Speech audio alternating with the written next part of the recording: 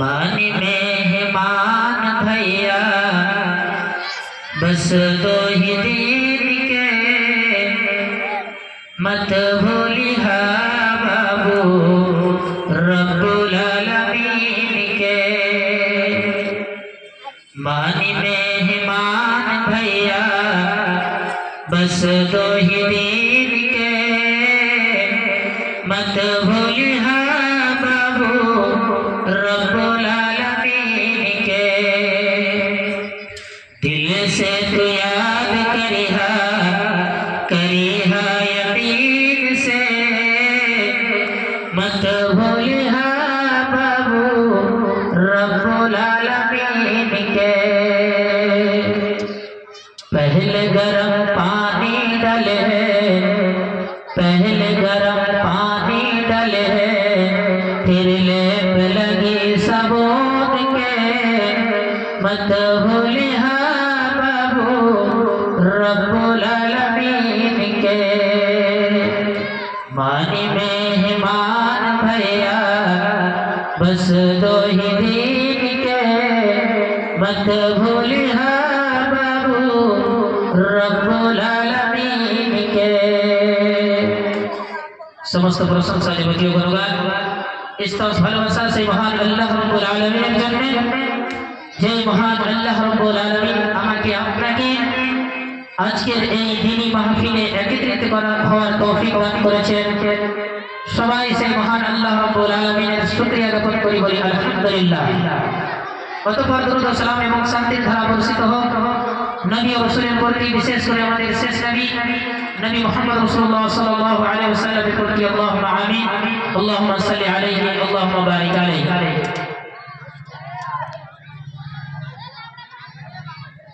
আমি কোরআনুল কারীম থেকে সূরাতুল হুমাযার 2টি আয়াত পাঠ করেছি। এই সূরাতুল হুমাযাকে সামনে রেখে অল্প কিছুক্ষণের মধ্যে আমি আমার বক্তব্য রেখে সমাপনী দিব। আমার আল্লাহ তৌফিক দেয়, ওমা তৌফিক ইল্লা বিল্লাহ। আল্লাহ রাব্বুল আলামিন এই সূরাটার মধ্যে 3টা পাপকে ধরেছে এবং 3টা গুনাহের একটাই সাজা। এই জিনিসটাকে আল্লাহ রাব্বুল আলামিন তুলে ধরেছে। মহান আল্লাহ রাব্বুল আলামিন বলছেন, বিসমিল্লাহির রহমানির রহিম, ওয়াইলুল লিকুল্লি হুমাযাতিল লুমাযাহ। আল্লাহ রাব্বুল আলামিন বলছেন, বড় দুর্ভাগ্য ওই লোকদের জন্য, তাদের নসিব খারাপ, তাদের জন্য বড় খারাপই রয়েছে, যারা মানুষের সামনে কথা বলে বলে মানুষকে অপমান করে, নিন্দা দেয়। 2 নম্বরে আল্লাহ রাব্বুল আলামিন বললেন, ওই লোকগুলির নসিব খারাপ, ওদের নসিব খারাপ, যারা মানুষের পিছনে পিছনে কথা বলে গীবত করে বেড়ায়, যেটা মানুষ শুনলে তার দিলে আঘাত পৌঁছবে। বন্ধুরে আমার নাম করে শোনেন, আল্লাহ বলছেন, ওয়াইলুল লিকুল্লি হুমাযাতিল লুমাযাহ। এই হুমাযা লুমাযা তাফসীর বিভিন্ন উলামা বিভিন্ন প্রকারে করেছেন। কিছু কিছু আলেম বলেছে হুমাযা এবং লুমাযা 2টার তাফসীর একটাই, অথচ সামনে এবং পিছনে গীবত করা, সামনে কথা বলে অপমান করে দেওয়া, পিছনে গীবত করা। কেউ বলছে হুমাযা শব্দের অর্থ হলো মানুষের সামনে কথা বলে বলে মানুষকে অপমান করা, লুমাযা শব্দের অর্থ হলো গীবত করে বেড়া।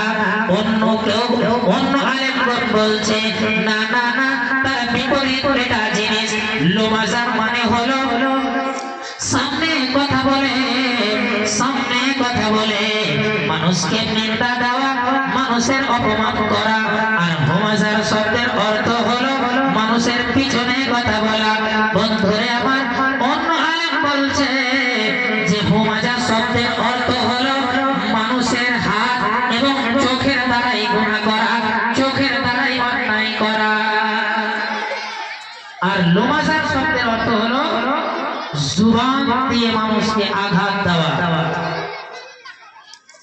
বন্ধুরে আমার, আজ পৃথিবীর দিকে আপনি একবার দৃষ্টি নিক্ষেপ করেন, এই জীবনটাকে নিয়ে পৃথিবীর সবাই যেন ব্যস্ত রয়ে গেছে।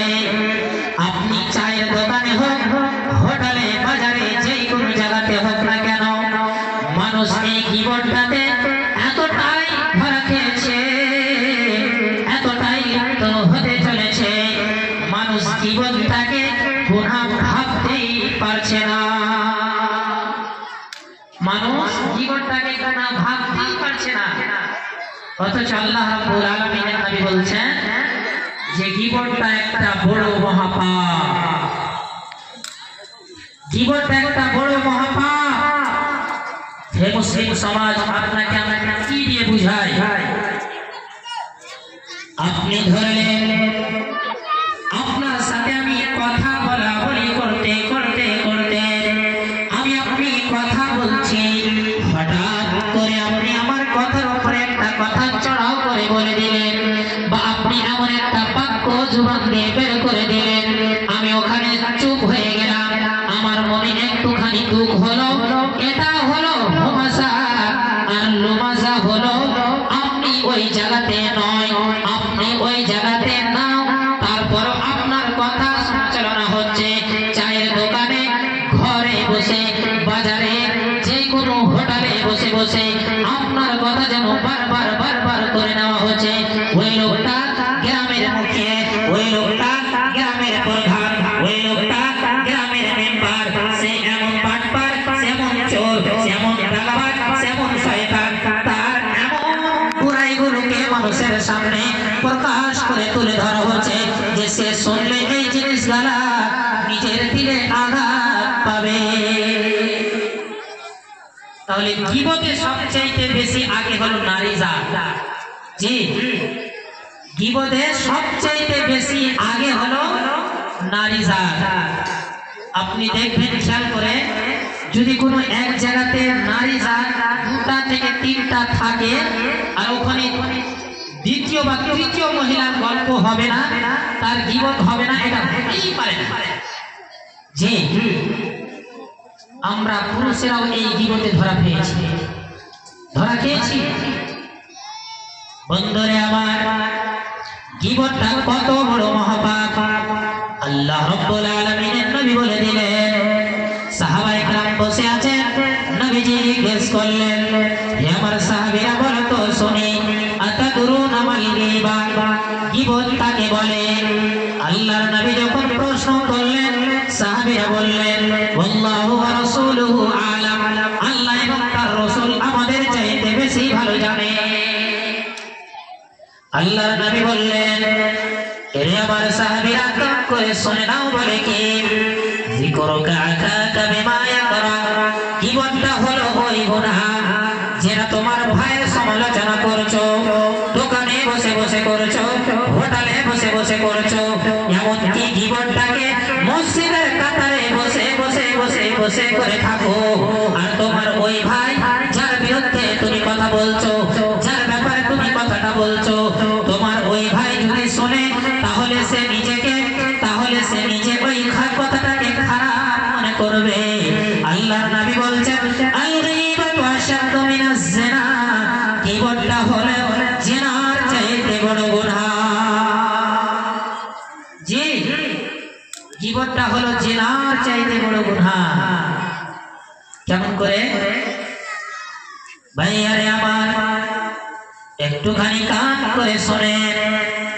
যদি কোনো মানুষ জিনার মতো পাপে লিপ্ত হয়, জিনার মতো পাপ করে, তাহলে সে এমন একটা নির্ভীক জায়গায় চলে যায়, ভুট্টার জমিনে চলে যায়, এমন আড়ালে চলে যায়, সে যেন সে আর যার সাথে সে কুকর্ম করবে, যার সাথে সে জিনার মতো অন্যায় করবে, সে ছাড়া দ্বিতীয় যেন আর ওখানে কেউ না থাকে, শুধু তারা দুইজনই থাকবে। আর তারা এই মতো অপমান করবে, এই মতো কুকর্ম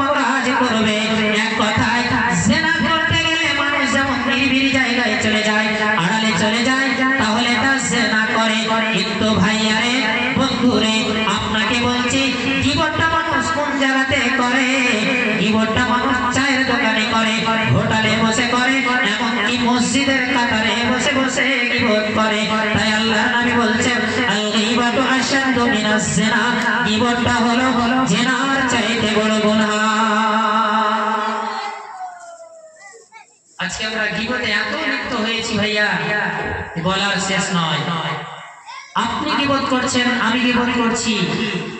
আল্লাহর নবী যখন বললেন যে গীবতটা হলো তোমার ভাইয়ের সমালোচনা, যেটা সে শুনে অপছন্দ করবে। সাহাবীরা প্রশ্ন করলেন আল্লাহর নবী, যেটা আমার ভাইয়ের প্রতি যে কথাগুলো আমি বলছি, মানে আমার ভাই চোর, তবে চোর বলছি, ডাকাত ডাকাত বলছি, বেঈমান বেঈমান বলছি, তাহলে আল্লাহর নবী এটা কি গীবত হলো? আল্লাহর নবী বলছেন জি, আপনার ভাইয়ের ভিতরে যেগুলা বুরা সিফাত আছে, আপনি ওই জিনিসগুলোকে আপনি অন্য মানুষের সামনে প্রকাশ করছেন, এটাই গীবত। আর যদি তার মধ্যে নাই, তারপরও আপনি বলছেন, তাহলে এটা হলো তোহমা, ইলজাম লাগিয়ে দেওয়া, বুহতান তাসি, মিথ্যা অপবাদ দেওয়া। ভাইয়া, তাহলে সূরাতুল হুমাযা তে আল্লাহ রাব্বুল আলামিন দুইটা জিনিস ধরলেন। আরেকটা জিনিস কি? এক নম্বর সামনে কথা বলে মানুষকে অপমান করা, দুই নম্বর মানুষের পিছনে গীবত করা, তিন নম্বর আসেন আল্লাহ বলছেন বিসমিল্লাহির রহমানির রহিম আল্লাযী জামআ মালান ওয়া আদ্দাদা। এই আপনারা জালসা করেছেন এই সম্পর্কে, আল্লাযী জামআ মালান ওয়া আদ্দাদা, ওদের নসিব খারাপ, ওদের জন্য বড় খারাপই রয়েছে। যে লোকগুলি মাল ধন সম্পদ অর্থকে জমিয়ে জমিয়ে রেখে দেয়, কিনে কিনে রেখে দেয়, আল্লাহর রাস্তায় খরচ করতে পারে না, মাদ্রাসায় দিতে পারে না, মসজিদে দিতে পারে না, ইয়াতিমকে দিতে পারে না, অসহায়ের সহযোগিতা করতে পারে না, এক কথায় ফি সাবিলিল্লাহ খরচ করতে পারে না, তারা নিজের মাল সম্পদ অর্থকে জগিয়ে জগিয়ে গিনে গিনে গিনে গিনে গিনে রেখে দেয়, এদের নসিব খারাপ। আল্লাযী জামআ মালাহু ওয়া আদ্দাদা ইয়াহসাবু আন্না মালাহু আখলাদা। আর তারা এটা গুমান করে যে তাদের মাল, তাদের সম্পদ, তাদের ধন তাদের কাছ থেকে কোনোদিন শেষ হবে না, তাদের বয়সকে বাড়িয়ে দিবে, এক কথায় তাদেরকে মরতে দিবে না, তাদের এই মাল, তাদের এই সম্পদ। তাহলে আপনি বলবেন যে মাল তাহলে জমা করতে পাবো না, টাকা পয়সা যে আমরা ব্যাংকে রাখছি গছিয়ে গছিয়ে তাকিয়ার নিচে বালিশের তলে রাখছি, তাহলে রাখতে পাবো না?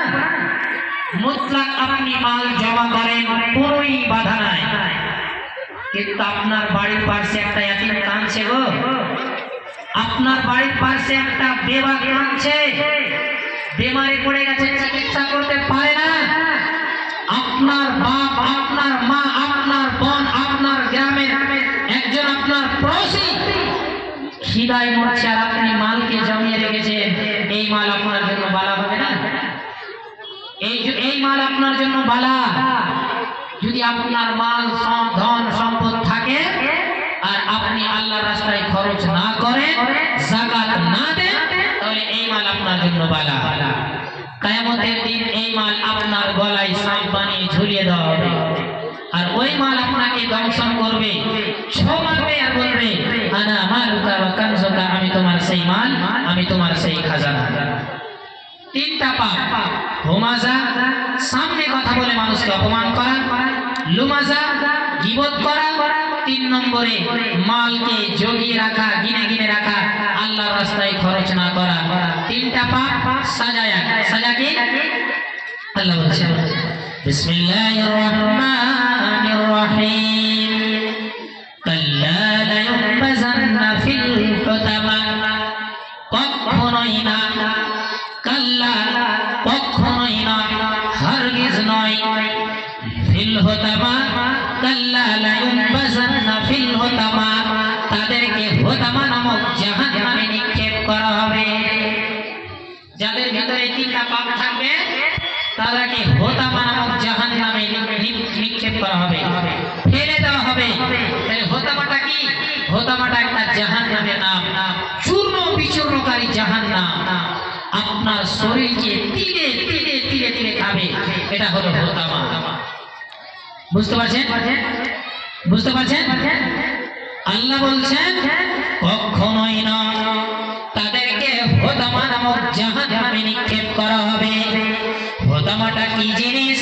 আল্লাহ নিজেই বলছেন, আল্লাতী তাত্তালিউ, আল্লাহ নিজেই বলছেন কাল্লা লা ইউনবাযান্না ফিল হোতামা নারুল্লাহিল মুকাদা। হোতামাটা কি জিনিস? বন্ধুরে আমার আপনার ব্রেনে ঘটে না, আমার আপনার ব্রেনে অনুভব করতে পারছে না। আল্লাহ নিজেই বলছেন হোতামাটা হলো আল্লাহর জ্বালানো আগুন। ভাইয়ারে, ওই জাহান্নামের আগুনটা কেমন হবে? আমি আপনি পৃথিবীতে আগুন দেখেছি, গ্যাসের আগুন দেখেছি, ডিজেলের আগুন দেখেছি, লকড়ির আগুন দেখেছি। গ্যাসের আগুনে পাওয়ার বাড়লে পাওয়ারটা বাড়ে, পাওয়ার কমালে পাওয়ার কমে যায়। কিন্তু ভাইয়ারে, বন্ধুরে, একবার আপনি নিরিবিলি জায়গায় একাই বসে বসে ভাবিয়া কথাটা যে আল্লাহর জ্বালানো আগুন কেমন আগুন হতে পারে। এখানে আপনাকে আরেকটা কথা বলি যে এই দুনিয়ার আগুন আর জাহান্নামের আগুন মেলায় তফাৎ, অনেক তফাৎ আছে। দুনিয়ার আগুন যদি আপনি জ্বলেন, তাহলে দুনিয়ার আগুনের গুণ হলো যে আপনার চামড়াকে আগে স্পর্শ করবে, আপনার চামড়াতে আগে ধরবে, চামড়া জ্বলবে, গোস্ত জ্বলবে, হাড্ডিতে যাবে। এক কথায় দুনিয়ার আগুন বাহির থেকে জ্বলতে জ্বলতে ভিতর দিকে ঢুকবে, আর জাহান্নামের আগুন আপনার ভিতর থেকে জ্বলতে জ্বলতে বাহির দিকে আসবে।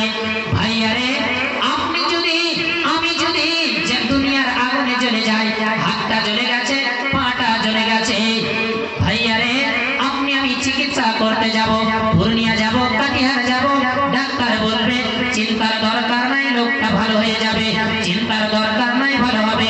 কিন্তু ভাইয়ারে, আপনি একবার বিবেকটাকে কাজে লাগান তো, যদি আপনার ফেফড়া জ্বলে যায়, আতস্থলি জ্বলে যায়, কলিজা জ্বলে যায়, বুক জ্বলে যায়, তাহলে ডাক্তার বলবে কি এই রোগীটা বাঁচবে, এই জ্বলানো মানুষটা বাঁচবে? বাঁচবে না, বাঁচবে না। একে মৃত্যুর স্বাদ গ্রহণ করতেই হবে।